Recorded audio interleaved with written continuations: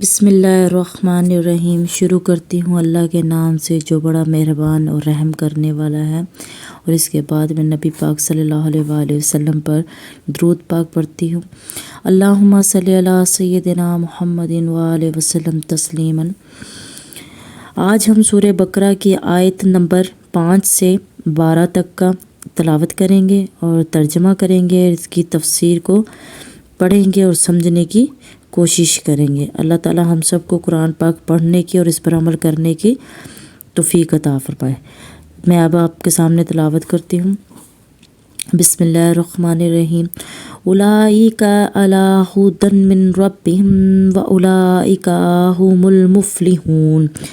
ان الذین کفروا سواء علیہم اانذرتہم ام لم تنذرہم لا یؤمنون۔ ختم اللہ علی قلوبہم وعلی سمعہم وعلی ابصارہم غشاوۃ ولہم عذاب عظیم۔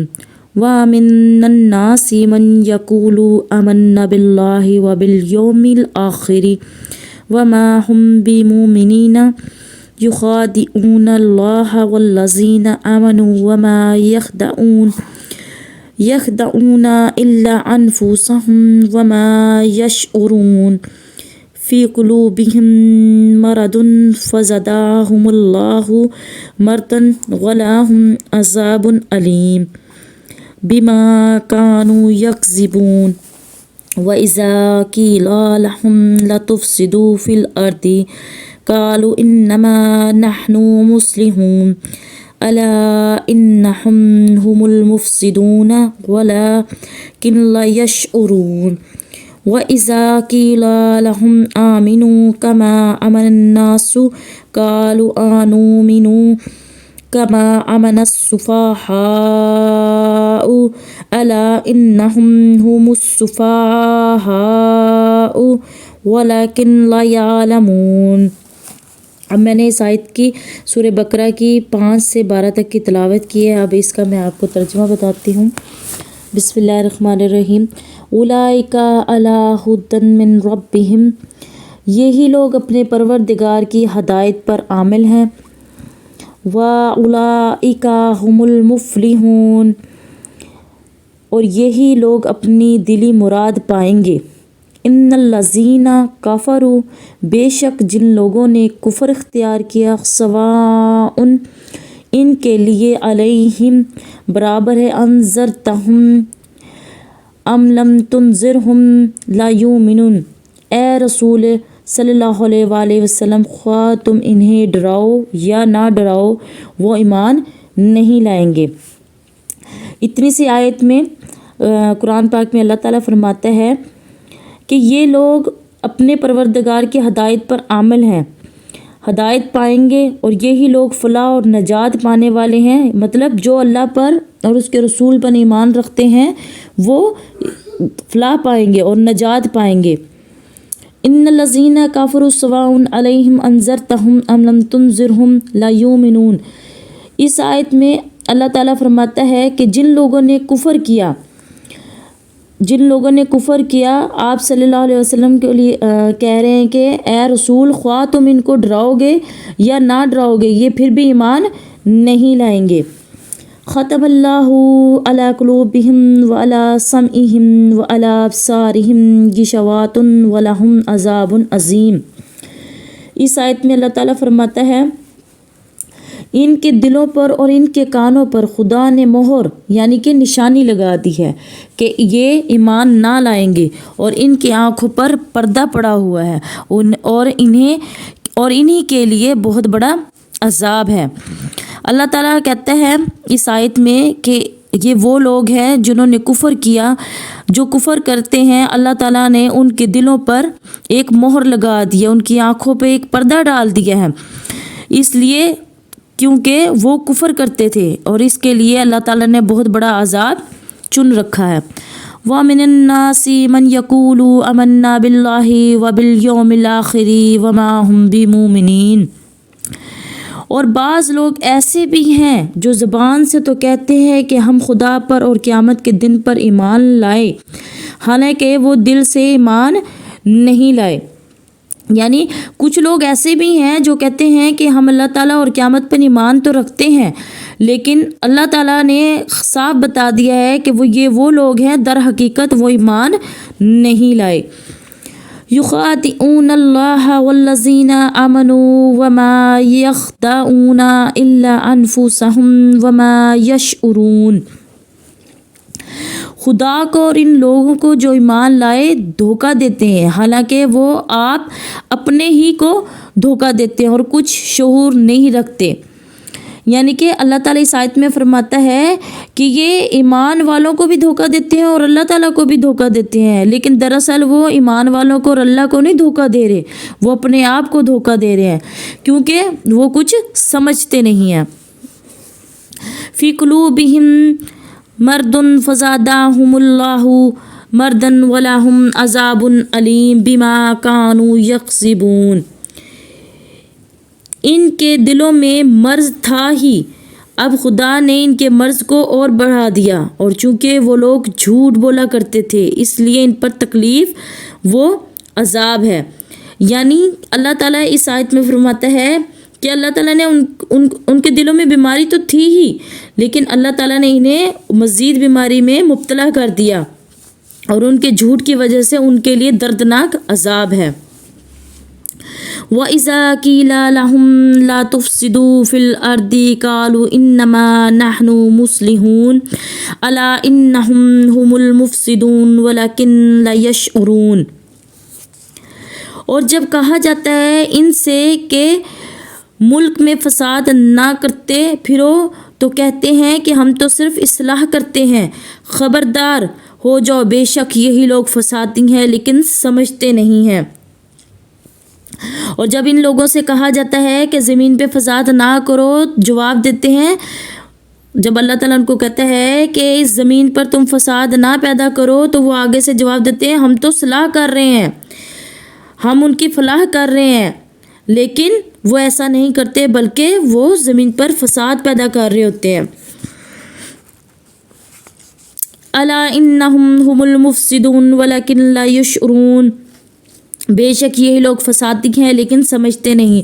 وَإِذَا قِيلَ لَهُمْ آمِنُوا كَمَا آمَنَ النَّاسُ قَالُوا آنُؤْمِنُ كَمَا آمَنَ السُّفَهَاءُ أَلَا إِنَّهُمْ هُمُ السُّفَهَاءُ وَلَكِنْ لَا يَعْلَمُونَ۔ اور جب ان سے کہا جاتا ہے کہ جس طرح اور لوگ ایمان لائے ہیں تم بھی ایمان لاؤ، تو کہتے ہیں کہ ہم بھی اس طرح ایمان لائے جس طرح اور بیوقوف ایمان لائے، خبردار ہو جاؤ یہی لوگ بیوقوف ہیں لیکن نہیں جانتے۔ اور جب ان سے کہا جاتا ہے کہ لوگوں یعنی صحابہ کی طرح تم بھی ایمان لاؤ، تو جواب دیتے ہیں جیسے صحابہ کرام ایمان لے کر آئے تھے اللہ اور اس کے رسول پر اور اس کی بنائی ہوئی کتابوں پر، تو اللہ تعالیٰ کہتے ہیں کہ جیسے صحابہ کرام ایمان لے کر آئے ہیں تو تم لوگ بھی ایمان لے کر آؤ۔ تو جواب دیتے ہیں کیا ہم ایسا ایمان لائیں جیسا بیوقوف لائے تھے، نعوذ باللہ۔ وہ ہمارے صحابہ کرام کو کہہ رہے ہیں کہ جیسے وہ بیوقوف بنے ہم ویسے بیوقوف بن کر ایمان نہیں لائیں گے، تو خبردار ہو جاؤ۔ اب میں آپ کو اس کی تفسیر بتاتی ہوں۔ پہلے تھا اولئک علی ھدی من ربہم، اس کے بارے آیت نمبر 5 سے 12 تک کی میں ختم کا مطلب یہ ہے کہ جب ان لوگوں نے ہٹ دھرمی اختیار کی تو خدا نے بھی ان سے نیک توفیق سلب کر لی، یا یہ کہ ختم کے معنی علامت مقرر کرنے کے ہیں، یعنی خدا نے ان کی یہ حالت دیکھ کر ان کے کان اور دل پر علامت مقرر کرتی ہے کہ یہ ایمان لانے والے نہیں، یا ختم کے معنی شہادت کے ہیں، یعنی خدا گواہی دیتا ہے کہ ان پر تمہارے ڈرانے کا کوئی اثر نہ ہوگا۔ یہ اللہ تعالیٰ آپ صلی اللہ علیہ وسلم کے حوالے سے کہہ رہے ہیں کہ آپ صلی اللہ علیہ وسلم اگر آپ ان کو ڈراؤ گے تو یہ تب بھی ایمان نہیں لے کر آئیں گے، یا ختم کے معنی تصدیق کرنے کے ہیں، یعنی خدا ان کے کان اور دل کی حالت دیکھ کر یہ تصدیق کرتا ہے کہ یہ لوگ ایسے ہی ہیں اور ہرگز ایمان نہ لائیں گے۔ امام رضا علیہ السلام فرماتے ہیں کہ ختم سے مراد وہ نشانی ہے جو خدا نے کفار کے دلوں پر مستحق عذاب ہونے کی وضاحت کے لیے لگا دی ہے۔ مطلب یہ ہے کہ وہ جھوٹ کو کامیابی کا ذریعہ سمجھتے ہیں، حالانکہ یہ سخت غلطی ہے، یعنی انہیں انہی کے حال پر چھوڑ دیا، اسی وجہ سے ان کا مرض کفر اور بڑھ گیا۔ یعنی ان کا دعویٰ اسلام بھی جھوٹ تھا۔ ابتدائے اسلام میں 3 قسم کے لوگ تھے، کچھ تو نرے کھرے مسلمان جن کی تعریف خدا نے 3 آیت سے 6 آیت تک ہی کی ہے، اور کچھ پکے کٹے کافر جن کی مذمت 7ویں سے 8ویں آیت تک کی ہے۔ تیسرا گروہ منافقین کا تھا، جس کا شیوہ یہ تھا کہ مسلمانوں کافروں دونوں سے میل جول رکھتے تھے۔ جو تیسرا تھا ان کا گروہ، وہ منافقین تھے، پکے منافق، کیونکہ وہ مسلمانوں اور کافروں دونوں سے میل جول رکھتے تھے، اور جس سے جہاں ملے اس کی سی کہہ دی، مطلب جن سے جیسے مسلمانوں سے ملتے تھے ان کے حوالے سے ان کی بات کر دیتے تھے، اور کافروں سے ملتے تھے، دونوں طرف اچھے بن کر چل رہے تھے۔ چونکہ تینوں فریقوں میں باہم قرابت وغیرہ بھی تھی، تو اگر کوئی شخص منافقین سے کہتا کہ ایک کے رہو کیونکہ تمہاری ان 2 رخی باتوں سے فساد پھیلتا ہے، تو بہتر ہے کہ جس طرح اور لوگ مسلمان ہو گئے ہیں تم بھی پکے مسلمان ہو جاؤ۔ تو منافقین جواب دیتے ہیں کہ ہماری طرف فساد کی نسبت کرنا نری تہمت ہے، ہم تو یہ چاہتے ہیں کہ دونوں فریق اپنی اپنی جگہ پر رہیں اور لڑنے نہ پائیں، اور تم تو احمق ہو کہ تم کو مسلح دنوی پر نظر نہیں ہے، کیا ہم بھی تمہاری طرح احمق بن جائیں اور لوگوں کو خواہ مخواہ اپنا دشمن بنا لیں؟ اس کے جواب میں خدا نے مسلمان کو سمجھایا کہ یہ منافقین کی غلطی ہے۔ امور غیبۃ سے مراد وہ چیزیں ہیں جن کا ادراک عقل سے نہیں، جیسے ذات باری تعالیٰ، وحی الہی، جنت دوزخ، ملائکہ، عذاب قبر اور حشر اجساد وغیرہ۔ اس سے معلوم ہوا ہے کہ اللہ اور رسول صلی اللہ علیہ وآلہ وسلم کی بتلائی ہوئی ماورائے عقل اور احساس باتوں پر یقین رکھنا جز ایمان ہے، اور انکار کفر و ضلالت ہے۔ اور مزید اس میں بتاتی چلوں جو اس تلاوت میں کہا گیا ہے اور تفسیر میں، اقامت صلاۃ سے مراد پابندی سے اور سنت نبوی کے مطابق نماز کا اہتمام کرنا، ورنہ نماز تو منافقین بھی پڑھتے تھے۔ انفاقن کا لفظ اس میں آیا ہے۔ انفاقن کا لفظ عام ہے جو صدقات واجبہ اور نافلہ دونوں کو شامل ہے۔ اہل ایمان حسب استطاعت دونوں میں کوتاہی نہیں کرتے، بلکہ ماں باپ اور اہل و عیال پر صحیح طریقے سے خرچ کرنا بھی اس میں داخل ہے اور باعث اجر و ثواب ہے۔ پچھلی کتابوں پر ایمان لانے کا مطلب یہ ہے کہ جو کتابیں انبیاء علیہ السلام پر نازل ہوئیں وہ سب سچی ہیں، وہ اپنی اصلی شکل میں دنیا میں پائی نہیں جاتی، نیز اب ان پر عمل بھی نہیں کیا جا سکتا۔ اب عمل صرف قرآن پاک اور اس کی تشریح نبوی حدیث پر ہی کیا جائے گا۔ اس سے یہ بھی معلوم ہوا ہے کہ وحی اور رسالت کا سلسلہ حضرت صلی اللہ علیہ وآلہ وسلم پر ختم کر دیا گیا ہے، ورنہ اس پر بھی ایمان لانے کا ذکر اللہ تعالیٰ ضرور فرماتا۔ یہ ان اہل ایمان کا انجام بیان کیا گیا ہے جو ایمان لانے کے بعد تقوی، عمل اور عقیدہ صحیحہ کا اہتمام کرتے ہیں، محض زبان سے اظہار ایمان کو کافی نہیں سمجھتے۔ کامیابی سے مراد آخرت میں رضا الہی اور اس کی رحمت مغفرت کا حصول ہے۔ اس کے ساتھ دنیا بھی خوش حالی اور سعادت کامرانی مل جائے تو سبحان اللہ، ورنہ اصل کامیابی آخرت ہی کی کامیابی ہے۔ جو ایمان لائے اللہ اور اس کے رسول صلی اللہ علیہ وآلہ وسلم پر تو وہ اس دنیا میں بھی کامیاب ہے اور آخرت میں بھی۔ اور اس کے بعد اللہ تعالیٰ دوسرے گروہ کا تذکرہ فرما رہا ہے۔ دوسرے گروہ کے بارے میں بتاتی چلوں کہ اللہ تعالیٰ اس میں دوسرے گروہ کا تذکرہ فرما رہا ہے جو صرف کافر ہی نہیں بلکہ اس کا کفر عناد اس انتہا تک پہنچا ہوا ہے جس کے بعد اس سے خیر اور قبول اسلام کی توقع ہی نہیں۔ نبی کریم صلی اللہ علیہ وآلہ وسلم کی شدید خواہش تھی کہ سب مسلمان ہو جائیں، اور اسی حساب سے آپ صلی اللہ علیہ وآلہ وسلم کوشش فرماتے، لیکن اللہ تعالیٰ نے فرمایا کہ ایمان ان کے نصیب میں ہی نہیں ہے۔ آپ صلی اللہ علیہ وآلہ وسلم نے ہر طرح کی کوشش کی کہ وہ ایمان لے آئیں، مسلمان ہو جائیں، لیکن اللہ تعالیٰ تو جانتے تھے کہ یہ ایمان نہیں لائیں گے، ان کے نصیب میں ہے ہی نہیں۔ یہ وہ چند مخصوص لوگ ہیں جن کے دلوں پر مہر لگ چکی تھی، کیونکہ اللہ جانتا تھا یہ منافق ہے، ٹھیک ہے، یہ کفر پھیلاتے ہیں، فساد برپا کرتے ہیں، اسی لیے اللہ تعالیٰ نے ان کے دلوں پر ایسی مہر لگا دی تھی کہ وہ ایمان لانا چاہیں بھی تو وہ نہیں لا سکتے تھے، جیسے کہ ابو جہل اور ابو لہب وغیرہ۔ ورنہ آپ صلی اللہ علیہ وآلہ وسلم کی دعوت تبلیغ سے بے شمار لوگ مسلمان ہوئے، حتیٰ کہ پھر پورا جزیرہ عرب اسلام کے سایہ عاطفت میں آ گیا تھا۔ جو تھا عرب اسلام جزیرہ تھا، وہ سارے اسلام اس پہ برپا ہو گیا تھا۔ یہ ان کے عدم ایمان کی وجہ بیان کی گئی ہے، چونکہ کفر و معصیت کے مسلسل ارتکاب کی وجہ سے ان کے دلوں سے قبول حق کی استعداد ختم ہو چکی ہے، ان کے کان حق بات سننے کے لیے آمادہ نہیں، اور ان کی نگاہیں کائنات میں پھیلی ہوئی رب کی نشانیاں دیکھنے سے محروم ہیں۔ تو اب وہ ایمان کس طرح لا سکتے ہیں؟